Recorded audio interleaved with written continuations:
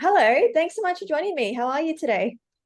I'm good, thank you. A bit tired, but I'm good. Been rehearsing lots for the shows coming up, but that's the usual payoff that I have to do. Like when I've got shows, I'm a last minute reviser, so like anything that I need to do, I do it last minute, which means I'm up all night twiddling my knobs and playing guitars and stuff, which is fun. Yeah, that's fair enough. And I can imagine how busy you are because you are about to bring some of your live sets to Australia, New Zealand. So how are you feeling leading up to that?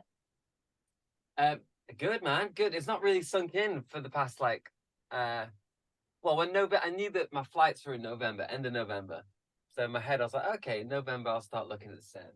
I haven't really thought about it. And then it got to it was about 2 days ago. I looked at my calendar. You know, when you start to like put things in your calendar and you're like, oh, shit, I can't go to football next week because I'm in Melbourne. You're like, whoa, okay, maybe it's time to start thinking about it. And then when I start rehearsing it, I start getting excited. But before that, it's kind of hard to get excited about something that's so far away. Yeah, but it sounds like it's coming up pretty fast for you and you're all in the realms of preparing for it. What are you most looking forward to about bringing the tour down here? Well, I just think it's because I've never been there, and it's somewhere I've wanted to be, somewhere I wanted to go for so long. Um, and I'm just excited to go and see a different part of the world that's so beautiful that I've heard so much about, and I've heard that people like to party and they like live music, and I'm really excited about it. Everyone I've spoken to, like DJ friends and musicians who have been to Australia, they say the same thing. They're like, it was the sickest gigs, the sickest place. Like, it's just fun. Yeah, you've got that right. We do love to party. We love live music. Do you have much time to explore like Australia and New Zealand while you're here, or are you pretty much busy and on the go? Think there's some days I get like a cheeky day off, but the biggest window is in between the weekends, which I think I've got 3 days in Auckland, in New Zealand, I think.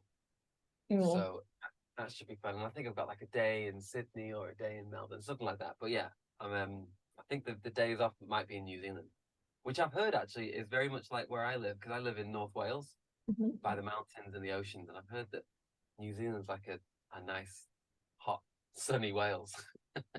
Yes, and they've got beautiful areas for like mountains and hikes and things like that too, I've heard. I love the live sets that you post on your social media. I guess the question everybody wants to know the answer to is, how do you do it? um, how do I do it? Uh, it's magic. I don't. It's just I wave my wand and I become this different person. But no, the reality of it is years and years and years and years of practice and just doing it and being in studios by myself, being on stage and also failing, falling on your ass on stage and doing something bad.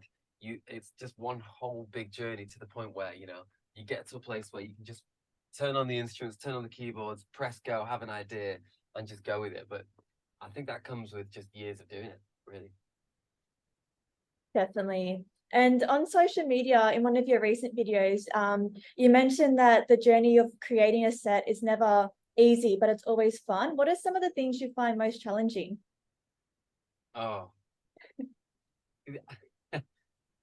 just finishing a record, because with a video, you kind of just go, right, I'm committing, the camera's rolling, right? When you see that red light flashing, you think, I can't stop now.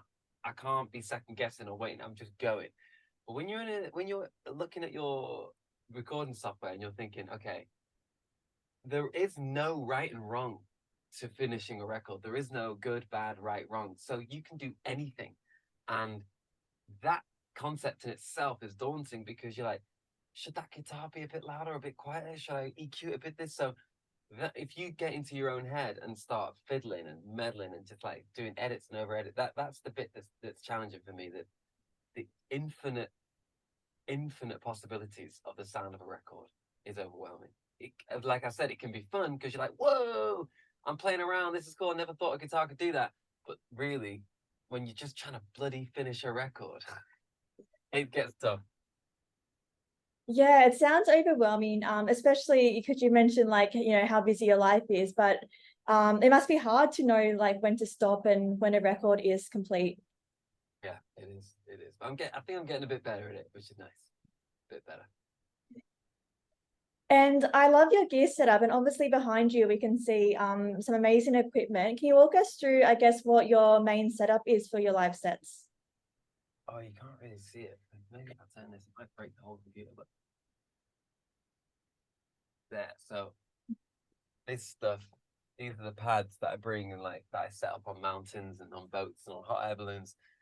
That's the looper, and then show laptop and interface. And some of the gigs I'll be bringing, I'll have some bongos, some djembes, tambourines, cow. Yes. So I knew that when I turned that screen to show you, I was like, something's going to go wrong here. And what went wrong for all the viewers is a flute that was sat behind on a speaker stand fell and perfectly hit the power offset plug on a switch, but happened to not hit the power for the screen or the computer, but did hit the power for the interface. So there you go. Thank you, flute. Maybe I'll bring this to Australia. Maybe it was trying to tell me to bring this to the tour. I think so. I actually don't know how to play it. So yeah, I don't know what I was saying, but I'm bringing lots of stuff. Sounds good. And look, as I say, you've got some incredible gear, and that's why I was so impressed when I saw that video of when you performed a set on top of one of the mountains. Like, how do you go lagging your gear around when you do stuff like that? Well, because I've been doing it for a long time.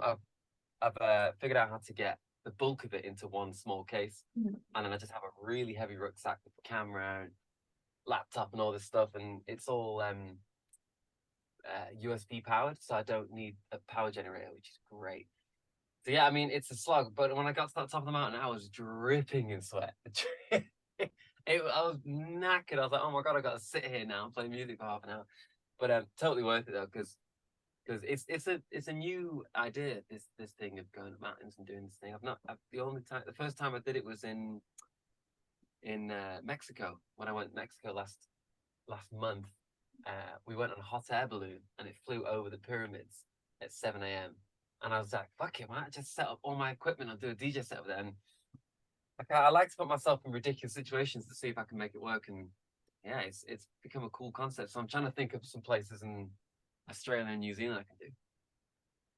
That's so cool. I guess in Sydney you can always because they do the Sydney Harbour Bridge climb, so it'd be cool like to see you do a set on like the Harbour Bridge. Or I know G Flip did a drum set on one of those like tram things that go over the Blue Mountains. Oh, sick. G Flip.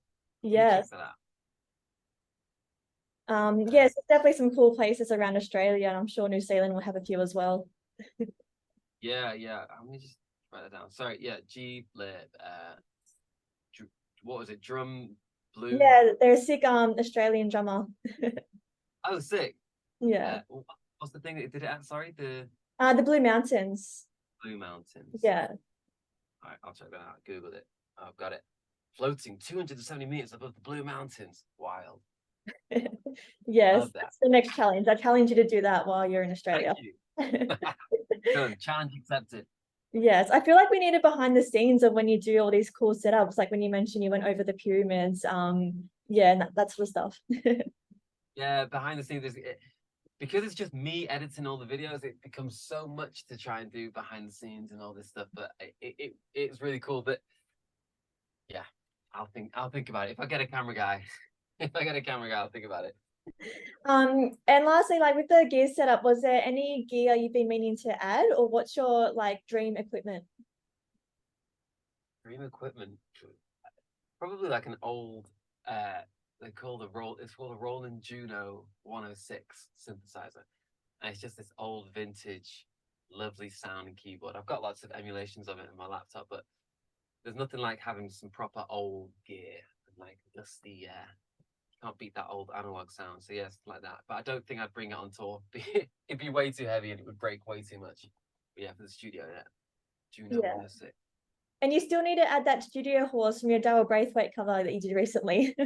When you're like, all I need now is a studio horse. I know. Look, who's got a horse? Who's got a studio horse or a little donkey or something? What? Do you know where that beach is, by the way, where he filmed that video? Pardon? Does anyone know? Do you know the beach where he filmed the video? No. Because I was watching the music video and I was like, I should reenact that. with a Yeah. horse on the beach. Post it on social media. Somebody somewhere has got to know where it was filmed at. Well, yeah. To be fair, Google will probably know. But yeah. Exactly. Yeah, and speaking of other artists, like if you could collaborate with anyone, who would you love to work with? Oh, first person that came to mind there was Roisin Murphy. Do you know Roisin Murphy? Yes, yes. She's just fucking great. She's just so cool. She's so cool. And Yeah. every part is just cool. So I feel like she would be great crack in the studio. Someone else would be JK, Jamiroquai. Yes. Yeah. Because I've always loved him. And I've just done a remix of his songs. It'd be wicked to get in the studio with him or like do something live with it. But yeah, they're the two ones that came to mind. Yeah, it sounds like some good choices. And with your sets, one of your biggest ones to date is your take on Sweet Disposition. I've looked on YouTube and people are saying like 7 years later, they're still coming back to that particular set. What do you think it was about that one that was so successful that people love? You know, I asked myself that a fair few times because I have no idea. That was an afterthought to put that video out. I was like, I don't know if we should put this out. It's a bit weird. Like, and then I don't know. One day, me and my manager were like, let's just put it out. Let's just see how it does. And literally, that video changed my life. And I have no idea why. I think after putting out so many videos and so much content, there is no formula. There is no formula. It's just when the stars align and you put yourself in a position where they could align. So it's like maybe it's the brightness, maybe it's the song, you know. But then would it have been as good if it wasn't in that setting with the morning ravers and the fact that it was bright instead of dark in a club? I've always thought that like it's an odd thing to see people raving and dancing in a bright room. Usually we're used to dark and lights, and there's no like show lights. It's just natural morning light. And maybe it was my snazzy golden silk shirt. Maybe it was that. I'm gonna put it down to that. Actually, that's my final answer. Wear a snazzy golden shirt. I think you're on the ball. I think it was a shirt. So hopefully we see you wear that at the Sydney show as well coming up. But it's under my bed. I think I'll have to give it an iron. Bring it out. Bring it out of retirement. Yes, make sure you pack it. Give it away. Maybe I'll throw it into the audience. Maybe I'll just finally just part ways with it. You know what? I think that'll be good. And because I saw the ravers from that the video we're just talking about, and it looks like Australia has some big shoes to fill because you've done a lot of sold out shows internationally. And yeah, we've got some big shoes to fill down here. Yeah, for sure. Yeah. Yeah, and lastly, I guess what can we expect from your Sydney show? What can fans look forward to?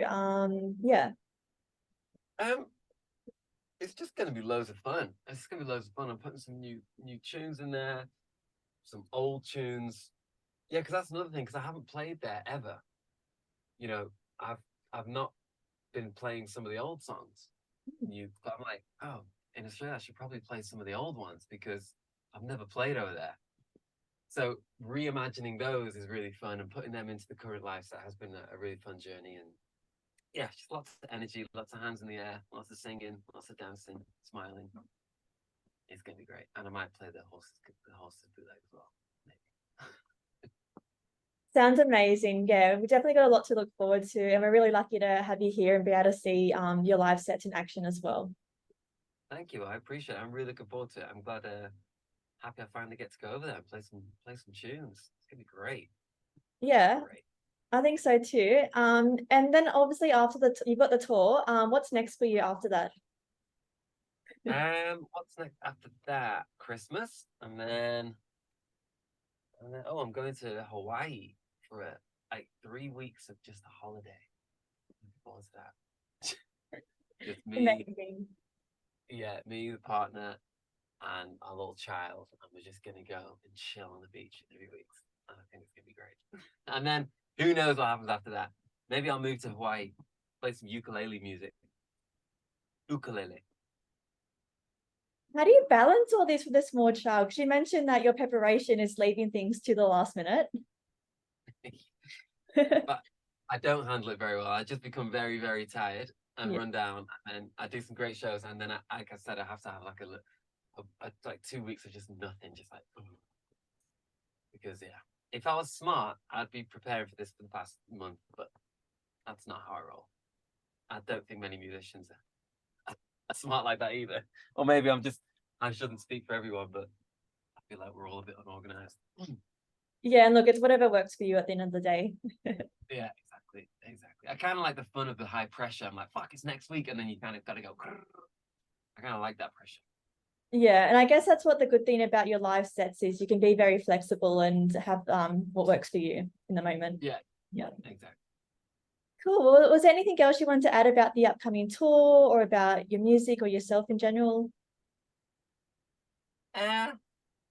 Not really, other than I'm just excited to come over there. It's gonna be great. It's really weird. I'm looking forward to like a good coffee shop.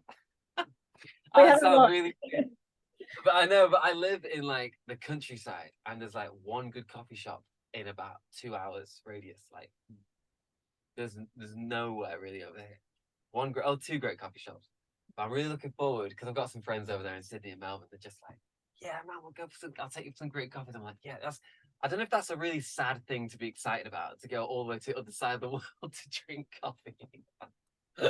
But hey, yeah, I'm just being Coffee is honest. something to be excited about, so I get it. That's true.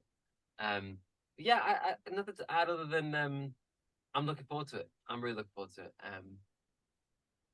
Yeah, it's just gonna be great. Music's great. I'm just so lucky and privileged to be able to fly around the world and play music. It's great. When I actually think about that, it's crazy. That's a crazy thing to do. So, Yeah, what a life. Like you've I know. really set yourself up and you're doing some amazing things. Thank you. Yeah. Like sometimes you feel sorry for yourself in the morning when you have 4 hours to go, oh my God, what's wrong? And then it takes a couple of minutes, you go, oh no. Everything's okay. Everything's okay right now. Yes, it's Just the all worth it in the end, especially yeah. to perform on the Blue Mountains, right? Yeah, exactly. Yeah. That's it, man. Yeah, cool. Well, thank you so much for your time. I really appreciate it. And we look forward to seeing you in Australia. Amazing. Thank you so much. It's absolutely lovely talking to you. Yeah, you too. All right, catch you later. All right, bye.